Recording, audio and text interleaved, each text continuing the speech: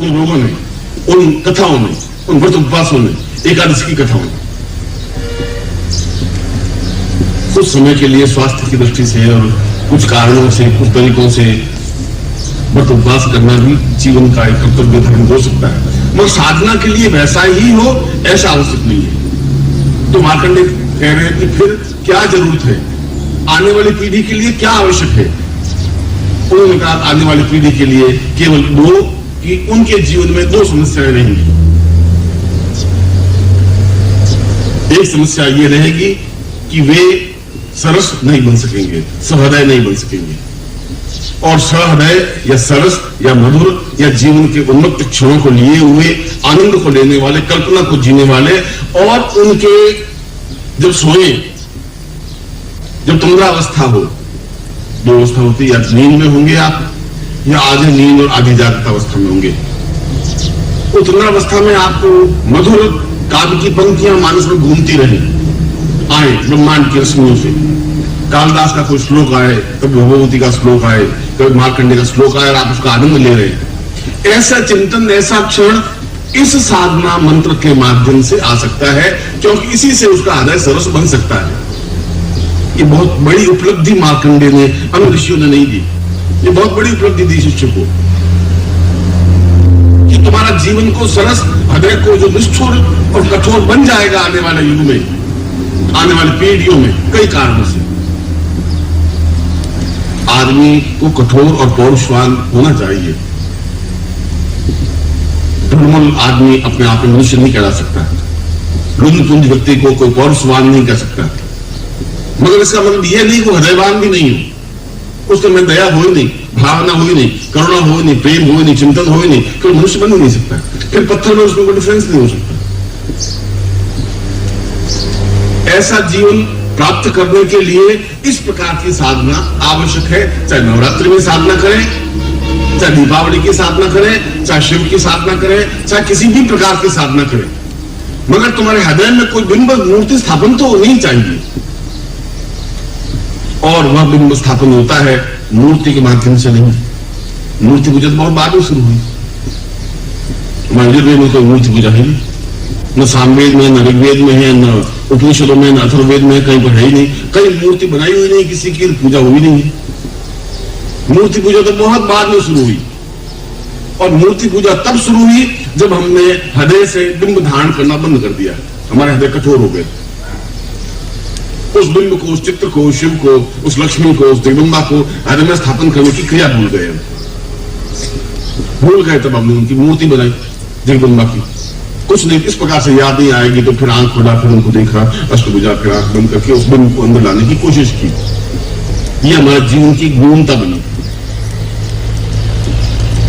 इसलिए जीवन का एक ध्रुव और एक महत्वपूर्ण ध्रुव सत्य यह है कि हमारा जीवन सरस बने, कोई ऐसी युक्ति से, कोई तरीके से। यदि इतना ही बन जाएगा पूरे नवरात्रि के दिनों में, तब भी जीवन का एक आगे का क्षण हमारा सार्थक हो जाएगा। तो भी हम उस जगदम्बा को अपने हृदय में स्थापित कर सकेंगे, और कोई देवता की कोई बिंब या कोई मूर्ति नहीं होती। तुमने जो जगदम्बा की मूर्ति बनाई है, तुमने देखी नहीं इसको, जगदम्बा को जिंदगी में। चित्रकार ने बनाया, चित्रकार ने भी जगदम्बा को देखा नहीं था, मूर्ति वाले ने इस बिंब को देखा नहीं था। फिर उसने जो मूर्ति बनाई वो कितनी प्रामाणिक है, इसको कौन कंफर्म करे? ये सत्य कैसे? तो इसलिए मार्कंडेय कह रहा है कि जब तुम इस प्रकार का मंत्र जब मैं श्लोक में तुम्हें समझा रहा हूं, इसके रहस्य में तुम्हें समझा रहा हूं, इसको तुम मंत्र जाप करोगे तो वह बिंब जो वास्तविक बिंब होगा, जो वास्तविक देवता होंगे, जो वास्तविक चित्र होगा, वो अपने आप में मंत्रात्मक रूप से तुम्हारे हृदय में साकार हो जाएगा। होगा ही, वह स्पष्ट बिंब होगा, वो ज्यादा प्रामाणिक होगा। और वो प्रामाणिक होगा तो कोई जरूरी नहीं कि आप उसको बता सके। आप चाहे कितनी MA PhD कर ले, और आप चाहे कितने पढ़े लिखे हो, मैं आपको ये पूछूं कि गुड़ का स्वाद कैसा होता है, आप बता नहीं सकते। आप कहते बहुत अच्छा होता है, अच्छा तो कोई चीज ही नहीं। गुड़ का स्वाद कैसा होता है? अच्छे से क्या परिभाषा है? अच्छा कोई परिभाषा तो नहीं। तुम कहीं चीनी जैसा स्वाद होता है, चीनी बिल्कुल अलग चीज है, गुड़ तो बिल्कुल अलग चीज है। गन्ने जैसा कोई स्वाद नहीं होता। आप पूरी जिंदगी भर सारी पोथियां पलेट करके भी आप गुड़ का स्वाद नहीं बना सकते। ठीक उसी प्रकार से आपके हृदय में स्थापित जो बिंब है उसका वर्णन भी नहीं कर सकते। उसका तो आनंद लिया जा सकता है, उसको आस्वादन किया जा सकता है, उसको देखा जा सकता है। कभी कह रहे हैं कि लाली तेरे लाल की जित देखूं तित लाल, जब लाली देखने मैं गई तो मैं भी हो गई लाल। मैं तो जहां देख रहा हूं एकदम लाली लाली दिखाई दे रही है, एकदम चारों तरफ नृत्य हो रहे हैं, कृष्ण है, गोपियां हैं, रासलीला हो रही है, मैं उसमें झूम रहा हूं, उसमें बैठ रहा हूं, एकदम मैं खुद उसमें भाग ले रहा हूं। जीवन का आनंद है। हमारे सामने एक साकार बिंब है। बिंब इसलिए कि इस श्लोक में उस मंत्र को स्पष्ट किया है जिस मंत्र के माध्यम से जो आप थिंकिंग करेंगे वो बिंब आपके मानस में आएगा ही आएगा, तो आप उस आनंद को ले सकेंगे तो आपका मंत्र सार्थक हो जाएगा। इतनी तो सीधी सादी बात है। साधना विधि और साधना में प्रामाणिकता और साधना में सिद्धि का मतलब तो ये है कि जो आप चिंतन करें वो आपके सामने साकार हो, आप देख सके, भाग ले सके, आनंद ले सके। और यह मंत्र के माध्यम से हो सकता है क्योंकि प्रत्येक देवता अपने आप में मंत्रात्मक स्वरूप है। मंत्राधीनाथ देवता का कोई बिंब होता ही नहीं। ओम अपने आप में एक अक्षर है और अपने आप में पूर्ण प्रणव है। हम ओमकार बिंदु संयुक्तम नित्यम ध्यायन्ति योगिनः, योगी रोज उसको ध्यान करते हैं, पूजन करते हैं, क्योंकि वो भगवान शिव रूप भी है, भगवान विष्णु रूप भी है, ब्रह्म रूप स्वरूप भी है। अलीफ उर्दू का तो अल्लाह के स्वरूप है। जैसा आप नमाज को पढ़े तो नमाज के पहले पन्ने में लिखा है कि अल्लाह का स्वरूप, उसकी सुंदरता कैसी है, अलीफ जैसी है। अलीफ तो सीधी लाइन है, अलीफ बे पे ते टे से उर्दू की 12 खड़ी। उनका वर्णन नहीं किया जा सकता, उसको आस्वादन किया जा सकता है। आस्वादन करना, हृदय स्थापन करना, मंत्र को स्थापन कर देना, ये बहुत बड़ी बात है। जब मंत्र स्थापन हो जाएगा तो इष्ट स्थापन हो जाएगा। जब इष्ट स्थापन हो जाएगा तो आपका जीवन सरस बनेगा, एक हृदय पक्ष बनेगा, एक जीवन का एक आनंद ले सकेंगे, एहसास कर सकेंगे। आपके जीवन की क्रिया पक्की होगी क्योंकि आप में और उस सामान्य वैज्ञानिक का डिफरेंस होगा। आपकी बात करने की टोन, बात करने का चिंतन बिल्कुल अलग होगा। समाज का एक अलग व्यक्तित्व तुम बन सकोगे।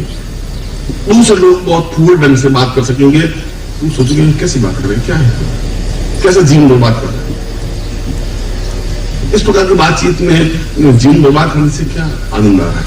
और ये कितनी हल्की बात है, आपको वो सब हल्की बातें लगी क्योंकि आपकी पर्सनैलिटी 2 फीट ऊपर होगी, एहसास होगी, कुछ लगेगा कि मैं कुछ हूं। ये मैं कुछ हूं, ये अपने आप में बहुत बड़ी उपलब्धि। ये तब हो सकता है जब वह मंत्रात्मक देव बिंब हृदय में स्थापित हो सके। और प्रत्येक बिंदु अपना आप देवता होता है, चाहे प्रेमिका हो, चाहे प्रेमी हो, चाहे जगदम्बा हो, चाहे शिव हो। आप जिससे अटैचमेंट है, जिससे आप प्यार करते हैं, उस मेघदूत को मेघ को पूरी बात बताएगी और तो किसको समझाएगा। कौवे तो बहुत बाद में बने, हंस तो बहुत बाद में बने, फिर हंसों के माध्यम से पंक्तियां भेजने लगे, फिर पोस्टमैन आए, वो तो सब बहुत लेट हुआ था। कालराज के समय में ऐसा था ही, और समाचार भेजना जरूरी था क्योंकि सब उम्र बीती जा रही थी। और उसने अपने जीवन की, अपने हृदय की जो भावनाएं हैं, जो अत्यंत कोमल भावनाएं हैं, टच कर सकता है।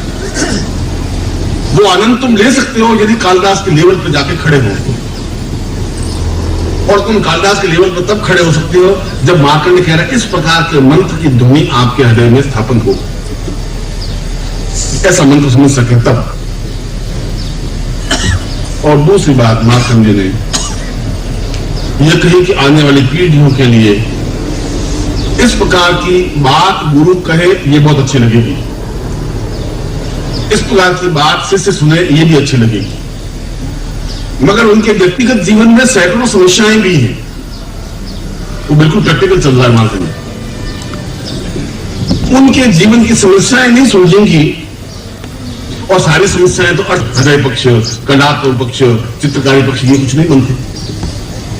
फिर जीवन का आनंद नहीं बनता। इस स्वास्थ्य की बात होती वो एक अलग बात। आपके पास 5 लाख रुपए तो हैं मगर आपकी तबीयत बहुत खराब है, आप पड़े हैं खाट पर, आप खांस रहे हैं, न आप खा रहे हैं न पी रहे हैं, वो आपके 5 लाख रुपए को वैल्यू नहीं। आपका धन दौलत सब कुछ बेकार लगने लगता है जब आपका स्वास्थ्य आपका अनुकूल नहीं होता। आपके पास पैसा है और आपका पुत्र आपका आज्ञाकारी नहीं है, ये समस्या और आपके सामने। उसको पैसों के माध्यम से बेटे को सुधार दे सकते हैं आप। पैसों के माध्यम से बेटे को सुधारना तो बहुत बड़ी बात है, पैसे के माध्यम से आप नींद भी नहीं खरीद सकते, तड़पते रह सकते हैं।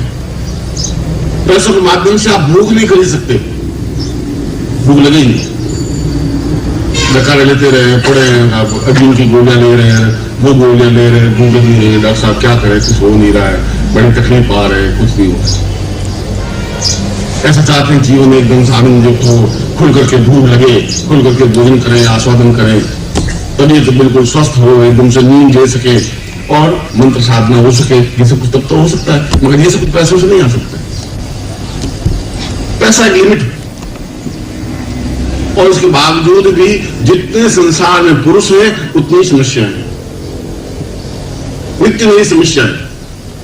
धन की, पुत्र की, पौत्र की, बंधु की, बांधव की, समाज की, रिश्तेदारी की, नौकरी की, प्रमोशन की, प्रगति की, किसी को ऑफिस से मिलने की, तबीयत को ठीक करने की, पड़ोसियों को ठीक करने की, उपाय करने की, दया करने की, समस्या ही समस्या है। और जब समस्याएं हैं तो मार्केट ने कह रहा है कि वो कैसे हृदय पक्षी खुलेगा।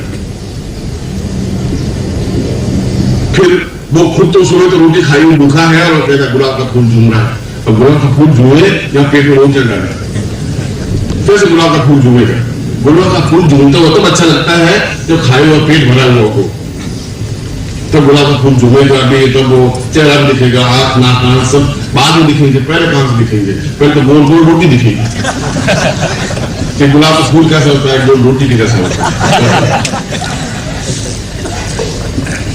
मार्केट को मालूम, इसलिए अपने श्लोक में कहा कि ये दूसरी समस्या भी उन साधकों के सामने रहेगी, शिष्यों के सामने रहेगी। और गुरु अगर है, और गुरु यदि ये समझता है कि मैं अपने शिष्यों के भाव को जागृत करूं, उनके हृदय पक्ष को जागृत करूं, बात करने की स्टाइल करूं, जगाऊं, चेतना दूं, उनको जो मैं कुछ जीवन में कहूं वो समझ सके, उतार सके, गले में हृदय उतार सके। मैं कहूं और आप समझ नहीं सके, मैं कहूं और आप अपनी दुनिया मस्ती में रहें, तो मेरा कहना और आपका सुनना अपने आप में व्यक्त हो जाएगा। दोनों का अपने आप में एक संबंध है, अन्योन्याश्रय संबंध है। देवता तो बड़ी कोई कैसे भी हो, चाहे हनुमान जी हो, चाहे महावीर स्वामी हो, चाहे बुद्ध हो, चाहे राम हो, चाहे कृष्ण हो। प्रश्न देवताओं हमने भेद किए, मुसलमान में कोई भेद नहीं, वो नहीं चल रहा है। और मैं जहां मौका जैसा मिला वैसा देवता खाद दिखा दिया